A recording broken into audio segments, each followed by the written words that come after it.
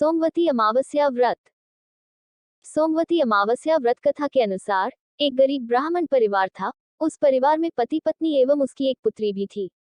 उनकी पुत्री समय के गुजरने के साथ साथ धीरे धीरे बड़ी होने लगी। उस पुत्री में बढ़ती उम्र के साथ सभी स्त्रियोचित सगुणों का विकास हो रहा था। वह कन्या सुंदर, संस्कारवान एवं गुणवान थी, परंतु गरीब होने के कारण उसका विवाह नहीं हो पा रहा था। एक दिन उस ब्राह्मण के घर एक साधु महाराज पधारे। साधु उस कन्या के सेवा भाव से अत्यधिक प्रसन्न हुए। कन्या को लंबी आयु का आशीर्वाद देते हुए साधु ने कहा कि इस कन्या के हाथ में विवाह योग्य रेखा नहीं है।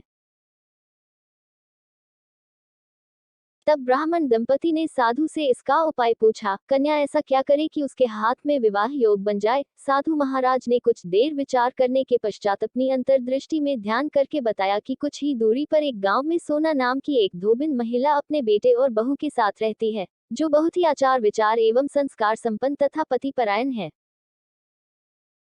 यदि यह सुकन्या उस धोबिन की सेवा करे और वह महिला इसकी शादी में अपने मांग का सिंदूर लगा दे तथा उसके बाद इस कन्या का विवाह हो जाए, तो इस कन्या का वैधव्य योग मिट सकता है।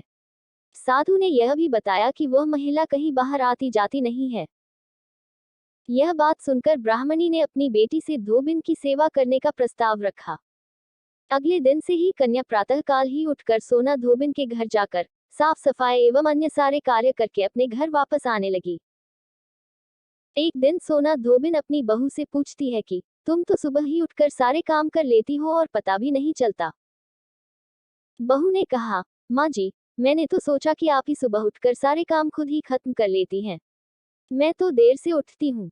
यह सब जानकार दोनों सास बहू घर की निगरानी करने लगी कि कौन है जो सुबह ही घर का सारा काम करके चला जाता है। कई दिनों के बाद धोबिन ने देखा कि एक कन्या मुंह ढके अंधेरे में घर में आती है और सारे काम करने के बाद चली जाती है। जब वह जाने लगी तो सोना धोबिन उसके पैरों पर गिर पड़ी, पूछने लगी कि आप कौन हैं और इस तरह छुपकर मेरे घर की चाकरी क्यों करती हैं।